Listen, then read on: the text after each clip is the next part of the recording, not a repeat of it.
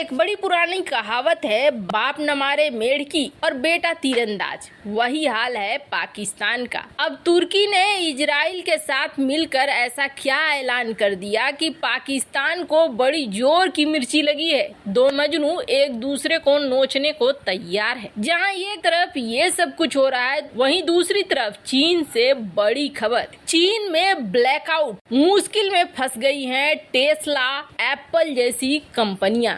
जानेंगे अचानक से चीन में ये क्या हो गया है। जियोपॉलिटिक्स में मचा हुआ है धमाल। आइए जानते हैं इन खबरों को विस्तार से। जिसे महादोगले कहते हैं ना, वैसे देश में आता है तुर्की। तुर्की का अपना कोई ठिकाना नहीं है कि ये कब किसके तरफ खड़ा हो जाएगा। इजराइल के पूरी दुनिया भर में अब धीरे धीरे समर्थक ज्यादा बन रहे हैं। कारण क्या है? कारण ये है कि इजराइल की जो टेक्नोलॉजी है और मिलिट्री पावर है, इसका कोई मैच नहीं है। और दुनिया के देश चाहते हैं कि दोस्ती बनाएं इजराइल के साथ, ताकि भविष्य में इजराइल से मदद मिले। तुर्की इस बात को बहुत अच्छे से जानता है। अब जैसे जैसे यूएई, बहरीन, मोरक्को, सूडान ने इजराइल के साथ संबंध भी स्थापित कर लिए, अपने राजदूतों की तैनाती भी कर दी। और उस समय तुर्की ने ये कहा था कि ये जो समझौते हो रहे हैं ये बिल्कुल सही नहीं हो रहे हैं। पाकिस्तान ने भी उसके साथ हाँ में हाँ मिलाया था। लेकिन अब यहाँ पर यू टर्न हो गया है। इजराइल और तुर्की के बीच पूर्ण कूटनीतिक संबंध बहाल हो गए हैं। पूर्ण कूटनीतिक का क्या मतलब है? तो आपको बता दें, पूर्ण कूटनीतिक का मतलब है कि अब एम्बेसी बेम्बेसी सब आ गया और अब आधिकारिक तौर पर वो जो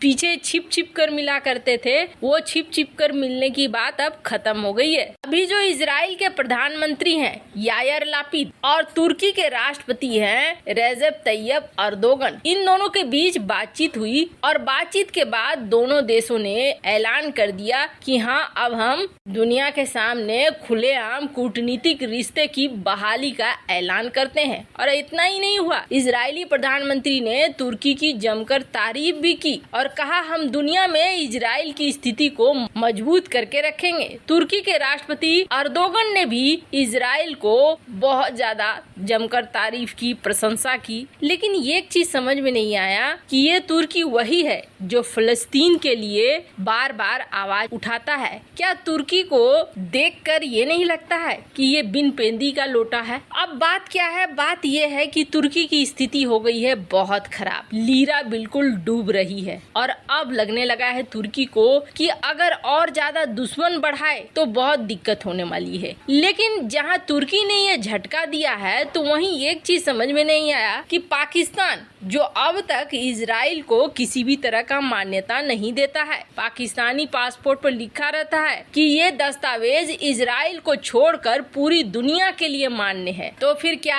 अब पाकिस्तान भी तुर्की के रास्ते पर बढ़ेगा? तो फिर इस शाहिद अफरीदी का क्या होगा जिसने फलस्तीन के समर्थन में झंडा लटका रखा है? क्या ये पाकिस्तानियों के साथ धोखा नहीं होगा? एक तरफ तुर्की, दूसरी तरफ पीओके, तीसरी तरफ फिलिस्तीन, बस एक चीन का झंडा नहीं लगाया है। खैर, जहां एक तरफ जियोपॉलिटिक्स में ये सब कुछ बदलाव हो रहा है, तो वहीं दूसरी तरफ चीन में इस वक्त भयंकर संकट चल रहा है। बाहरी दुनिया में चीन जो कर रहा है वो एक अलग चीज है, लेकिन इस वक्त चीन के अंदर हाहाकार मचा हुआ है। और ऐसा हाहाकार मचा हुआ है कि चीन के अंदर जो बची कुची कंपनियां हैं, एप्पल, टेस्ला जैसी ब्रांड, ये कंपनियां बुरी तरीके से प्रभावित हो रही हैं। और न सिर्फ ये कंपनियां, बल्कि जो स्टील मिल हैं चीन के, वो सारे स्टील मिल धड़ाम होकर गिर रहे हैं। ये जो आप ग्राफ देख रहे हैं, इस ग्राफ में दिखलाया गया है स्टील का उत्पादन। जो जनवरी महीने का ग्राफ है वो आप देखिए, और जो अगस्त महीने का ग्राफ है वो आप देखिए। दोनों में कितनी बड़ी गिरावट देखने को मिल रही है। हालांकि ये जो डेटा है, ये डेटा है अगस्त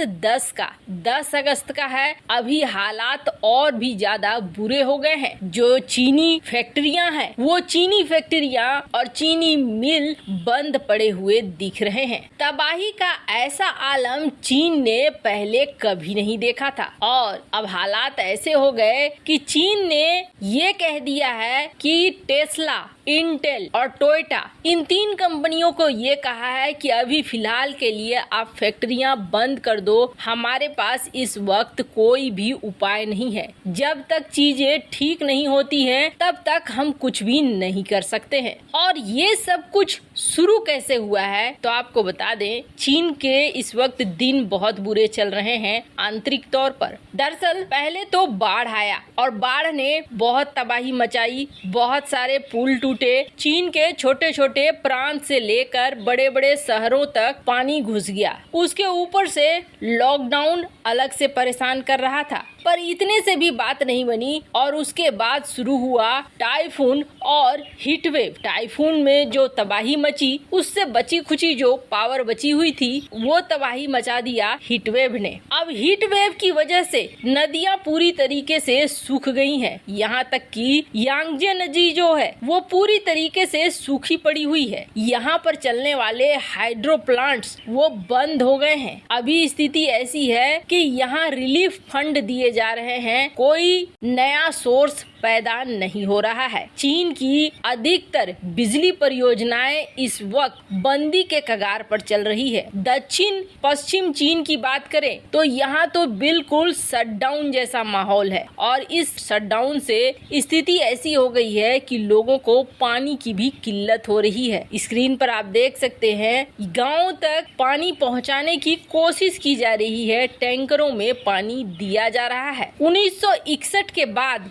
ये पहली बार ऐसा हुआ है जब चीन में ऐसी स्थिति हो गई है और चीन की ये स्थिति अभी 1 महीने तक कही जा रही है कि रहेगी। पर स्थिति बिगड़ने के बाद चीन आर्टिफिशियल तरीके से बारिश कराने की कोशिश कर रहा है, पर उससे कुछ खास फायदा मिल नहीं रहा है क्योंकि इसकी नदियों का जल बहुत ही तेजी से सूख रहा है। अब ऐसे में चाइना में जो कंपनियां हैं, टेस्ला, इंटेल, टोयोटा, इनको पार्ट्स नहीं मिल रहे हैं। पार्ट्स क्यों नहीं मिल रहे हैं? क्योंकि कई सारे पार्ट्स हैं जिनका उत्पादन फैक्ट्रियों में होता है और फैक्ट्रियों में होने के लिए फैक्ट्रियों को चाहिए विद्युत आपूर्ति और वो चीजें हो नहीं पा रही हैं। चीन के हीट वेव की वजह से चीन में टेस्ला, इंटेल और टोयोटा जैसी कंपनियां अभी अपनी फैक्ट्रियों को बंद करा रही हैं, तो वहीं दूसरी तरफ जो स्टील फैक्ट्रियां हैं वो भी बंदी के कगार पर है क्योंकि यहाँ पर नहीं मिल रहे हैं फैक्ट्री और मिल को प्रॉपर बिजली, तो बनेंगे कहाँ से पार्ट्स। वैसे इन सब मामले में आपकी क्या राय है? कमेंट कर जरूर बताएं। जल्द मिलते हैं अगले वीडियो में नई खबर के साथ।